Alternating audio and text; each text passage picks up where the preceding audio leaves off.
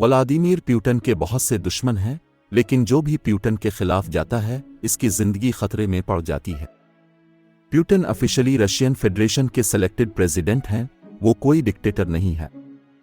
लेकिन ये बात भी सच है कि पुतिन की मुखालफत करने वाले बहुत सारे लोग अजीब हालात में अपनी जान खो बैठते हैं।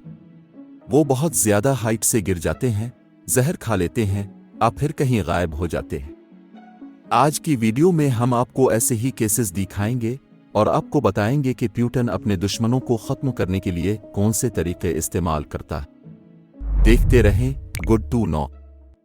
आइए एक 55 साला पॉलिटिशियन बोरिस नेमत्सोव से शुरू करते हैं, जो कई सालों से पुतिन के बहुत अच्छे दोस्त थे। बाद में उन्होंने पुतिन से मुंह मोड़ लिया, पॉलिटिकल अपोजिशन में चले गए और प्रेसिडेंट के सख्त क्रिटिक्स में से एक बन गए। उन्होंने रशिया को माफिया स्टेट और पुतिन को माफिया का बॉस कहा।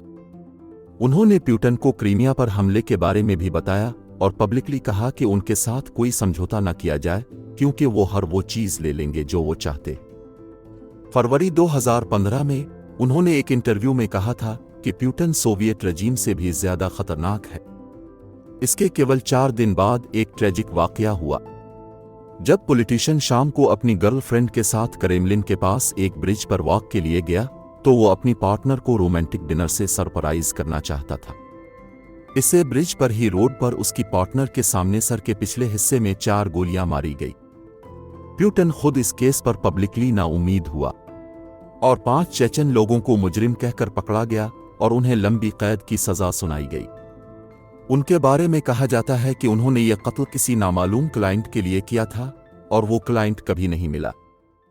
अगर आप रशियन प्रेसिडेंट के क्रिटिक हैं तो आपको विंडोज के आसपास नहीं होना चाहिए, क्योंकि आप गलती से वहां से गिर सकते हैं। ऐसा ही एक रशियन ओलिगार्क पावेल उनतोव के साथ हुआ, जो सॉसेज मैन्युफैक्चरर था और बहुत अमीर बन गया था।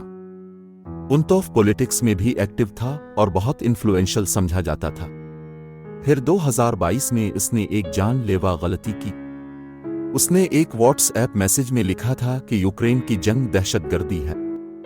जब इस मैसेज का पब्लिक को पता चला तो उसने मुआफी मांग ली, लेकिन तब तक बहुत देर हो चुकी थी। कुछ समय बाद वो अपनी बर्थडे मनाने के लिए इंडिया चला गया। वहां वो एक लग्जरी होटल के 3रे फ्लोर पर होटल स्वीट में रह रहा था। कुछ दिनों बाद वो अपने होटल स्वीट की विंडो से गिरकर मर गया। पावेल उनतोव इस होटल में अकेला नहीं था, वो अपने बिजनेस पार्टनर के साथ ट्रैवल कर रहा था। वो भी पुतिन का सख्त क्रिटिक था। अजीब बात यह थी कि इसके इस बिजनेस पार्टनर की मौत कुछ दिन पहले इसी होटल में हुई थी। मीडिया रिपोर्ट्स का कहना है कि उसे दिल का दौरा पड़ा था। दोनों लोगों की मौत की ज्यादा इन्वेस्टिगेशन नहीं हो सकी, क्योंकि उनकी आखिरी रसूमात बहुत जल्दी कर दी गई थी। एक रशियन तेल कंपनी के चेयरमैन रावल मैग्नोव के लिए भी पिछले साल विंडो बैड लक लाई थी। उसने भी यूक्रेन पर हमले की पब्लिकली सख्त मुखालफत की थी। बिजनेसमैन सितंबर 2022 में मॉस्को के अस्पताल के 6ठे फ्लोर से गिर गया था। रशियन मीडिया में उसके गिरने के बारे में बहुत सी अलग अलग खबरें आई। कुछ ने कहा कि ये एक्सीडेंट था, तो बहुत से दूसरे लोगों ने कहा कि मौत का कारण खुदकुशी भी हो सकता है। रशियन मिनिस्ट्री ऑफ डिफेंस में काम करने वाली एक हाई रैंकिंग ऑफिशियल मरीना येनकेना अभी इसी साल एक बिल्डिंग से गिरकर मर गई। इसकी मौत को भी ऑफिशियली रशिया ने एक एक्सीडेंट कहा। यह जरूरी नहीं कि पुतिन के सभी दुश्मनों को मरना पड़ता है।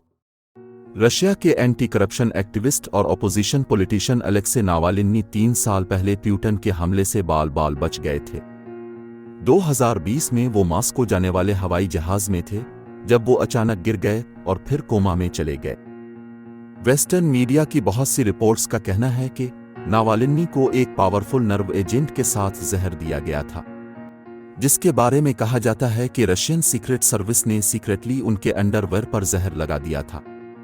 नावालिनी जल्दी ट्रीटमेंट मिलने की वजह से हमले में बच गए थे। बाद में नावालिनी ने एक सीक्रेट सर्विस एजेंट के साथ फोन कॉल की रिकॉर्डिंग भी पब्लिश की, जिसमें इसने जहर के हमले को माना था। लेकिन रशियन गवर्नमेंट ने किसी चीज को नहीं माना और इन्वेस्टिगेशन से भी इनकार कर दिया। अलेक्से नावालिनी इस वक्त बहुत से बोगस केसेस की वजह से जेल में है।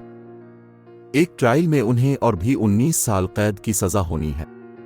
बहुत से जर्नलिस्ट जो गवर्नमेंट इंटरेस्ट में रिपोर्टिंग नहीं करते, उन्हें भी रशिया में बहुत खतरा रहता है। रशिया प्रेस फ्रीडम के लिए 180 रैंक में से 150वें नंबर पर है। क्रिटिकल रिपोर्टर्स की एक बड़ी तादाद मार दी जाती है। मिसाल के तौर पर नाटालिया एस्टीमिरोवा, एक जर्नलिस्ट जिसने ह्यूमन राइट्स के लिए कैंपेन चलाई। एक्स टीचर ने बार बार नाइंसाफियों और ह्यूमन राइट्स की खिलाफ वर्जियों के बारे में बात की।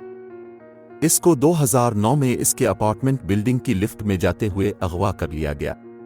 वो उसी दिन जंगल में मरी हुई मिली, जिसके जिस्म में गोलियों के बहुत से सुराख थे। इसकी मौत पर पब्लिक ने बहुत शोर मचाया और व्लादिमीर पुतिन ने खुद ऐलान किया कि इसके कत्ल की पूरी इन्वेस्टिगेशन की जाएगी। कुछ न होने के बाद जर्मनी की चांसलर अंजेला मर्केल ने पुतिन को 1 साल बाद उनका वादा याद दिलाया, जिस पर पुतिन ने कहा कि वो अब जान चुके हैं कि मुजरिम कौन है और इसे पकड़ने के लिए बहुत कुछ किया जा रहा है, लेकिन आज तक इन्वेस्टिगेशन का कोई रिजल्ट नहीं निकला। इसके अलावा उसकी साथी अनास्तासिया बाबुरोवा, जो एक मुखालिफ अखबार के लिए लिखती थी, और उसकी वकील दोस्त स्टेनिस्लो मार्किलोव, जो अक्सर कोर्ट में जर्नलिस्ट पर क्रिटिसिज्म करती थी। इसी साल मॉस्को में सड़क के बीचों बीच गोली मार दिया गया और ये कत्ल भी हल ना हो सके। अब हम आते हैं अलेक्जेंडर लिटविनेंको की तरफ, जो रशियन सीक्रेट सर्विस के लिए काम करते थे। बाद में एक इन्फॉर्मर के तौर पर ब्रिटिश सीक्रेट सर्विस में चले गए। 2006 में उसने 2 रशियन बिजनेसमैन के साथ चाय पी और वो 3 हफ्ते बाद अस्पताल में मर गया। बाद में पता चला कि लिटविनेंको को पोलोनियम का जहर दिया गया था। इसको रेडियोएक्टिव चाय पिलाई गई थी, जिस कारण उसकी दर्दनाक मौत हुई।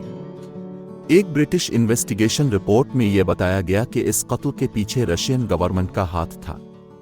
स्टेट के इन्वॉल्व होने का इसलिए भी कहा गया क्योंकि पोलोनियम सिर्फ न्यूक्लियर रिएक्टर में तैयार किया जा सकता है, जिस तक हम सब जानते हैं कि आम शहरी नहीं पहुंच सकता।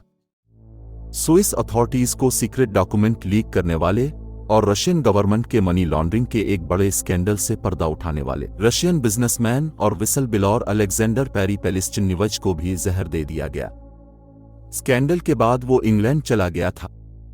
वहां वो अपने अपार्टमेंट में मरा हुआ मिला। इसके पेट में पौधों का जहर मिला था। आखिर में रशियन ओलिगार्क येवगेनी प्रिगोजिन के केस की तरफ आते हैं। लंबे समय तक इसका व्लादिमीर पुतिन के साथ काफी अच्छा रिलेशन था। इसने प्रेसिडेंट के प्राइवेट शेफ के तौर पर काम शुरू किया था। वक्त गुजरने के साथ साथ इसने इकॉनमी में इन्फ्लुएंस किया और यहां तक कि अपनी प्राइवेट आर्मी भी बनाई, जिसे वैगनर ग्रुप कहा जाता है। उसने इस आर्मी को अलग अलग जंगों में भेजा। पुतिन के साथ अच्छे रिलेशन के कारण उसके वैगनर आर्मी ग्रुप ने यूक्रेन में रशियन आर्मी की मदद की। शुरू में यूक्रेन जंग के दौरान दोनों के दरमियान रिलेशन बहुत अच्छा था, लेकिन फिर आहिस्ता आहिस्ता सब कुछ बुरा होने के लिए बदल गया। प्रिगोजिन ने पुतिन से प्राइवेटली शिकायत की कि उनके वैगनर ग्रुप को रशियन प्रेसिडेंट की तरफ से अच्छी मदद नहीं मिली और उन्हें मदद की जरूरत है। लेकिन जब ये मदद ना आई तो प्रिगोजिन ने एक बहुत बड़ी गलती कर दी। उसने अपने क्रिटिसिज्म को पब्लिक कर दिया। सेलफोन वीडियोज में उसने पुतिन और दूसरे रशियन जर्नल की बेइज्जती की। उसका क्रिटिसिज्म नफरत में बदल गया। कुछ महीने पहले इसने ऐलान किया कि अब वो अपनी आर्मी को मॉस्को की तरफ मार्च कराएगा और रशियन गवर्नमेंट के खिलाफ स्टैंड लेगा। उसका दुश्मन अब यूक्रेन नहीं बल्कि पुतिन था।